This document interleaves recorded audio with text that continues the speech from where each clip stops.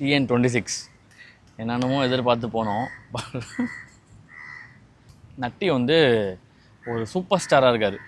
குல்கந்த் குமார் அவர் பேர். தமிழ் சினிமாலேருந்து அரசியலுக்கு யாரெல்லாம் வந்திருந்தாங்களோ அவங்களோட எல்லா ஷேட்ஸுமே அந்த குல்கந்த் குமார் கிட்டே இருக்குது. அதாவது ஒரு நடிகராக இருக்கார், சூப்பர் ஸ்டார் ஆகிட்டார். சூப்பர் ஸ்டார் ஆனப்புறம் வந்து அரசியலில் வந்து இவரை வச்சு சிஎம் ஆகிக்கலாம் அப்படின்னு முடிவெடுக்கிறாங்க. ஸ்க்ரீனில் ரொம்ப நேரம் அது ஸ்லாங்கை வந்து கேட்க முடியல. அது எப்படி ஆகிடுதுன்னா, ஐயோ போதும்பா நார்மலாகவே பேசுகிறீங்களே அப்படின்ற மாதிரி ஆகிடுது. கதை வந்து எங்கெங்கேயோ போதும். ஒரு மெயின் கேரக்டரை வச்சு சுற்றி இருக்க கேரக்டர்ஸ் வந்து எப்படி பணம் சம்பாதிக்கிறாங்க, அப்புறம் இவங்களே ப்ளே பண்ணுற கேம் தான் இது. பொலிட்டிக்கல் ஸ்பூஃப்னாவே நம்ம வந்து ஃபஸ்ட்டு ஞாபகம் வர்றது வந்து அமைதிப்படை தான். அமைதிப்படை வந்து ஏன் நம்மளுக்கு அவ்வளோ பிடிக்கும், அவ்வளோ கனெக்டான படம்னா, அதை வந்து இறங்கி அடிச்சிருப்பாங்க.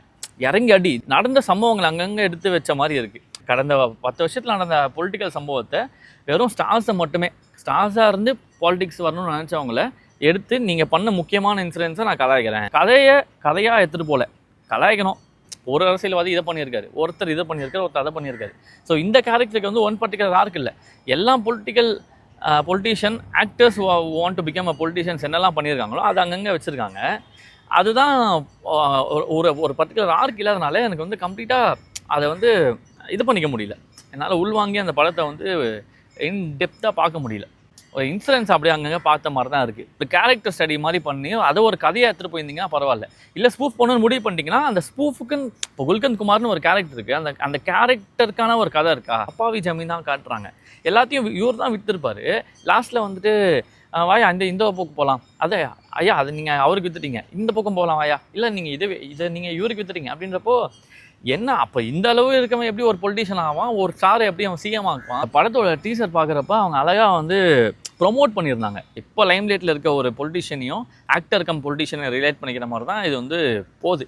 அப்படி தான் ப்ரொமோட் பண்ணாங்க, அப்படி தான் ஆல்மோஸ்ட் எடுத்திருக்காங்க. ஒரு பொலிட்டிஷியனை நீங்கள் காட்டுறீங்க அப்படின்னா இது முன்னையும் அவர் பண்ணல, இதுக்கு பின்னாடிக்கும் அவர் பண்ணல. அப்போ எல்லாரையும் சேர்ந்து மொத்தமாக ஒரே ஒரு கேரக்டராக மாற்றி இப்படி ஒரு ஆக்சுவலாக கதை வந்து எதை நோக்கி போதே தெரியல. முதல்ல வந்து ஒரு சூப்பர் ஸ்டாராக ஆயிடுறாரு.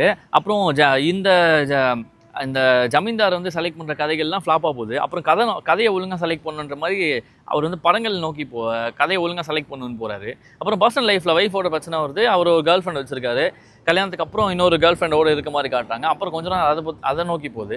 அதுக்கப்புறம் பொலிட்டிக்கல் என்ட்ரி கொடுக்குறாரு. பொலிட்டிக்கல் என்ட்ரியில் பெருசாக இவருக்கு உடன்பாடு இல்லாத மாதிரி தான் காட்டுறாங்க. அந்த ஜமீன்தார் தான் இவரை வச்சு சிஎம் ஆக்கணும்னு பார்க்குறாரு. குல்கந்த் குமார் கேரக்டருக்கு எந்த நோக்கமும் இல்லை.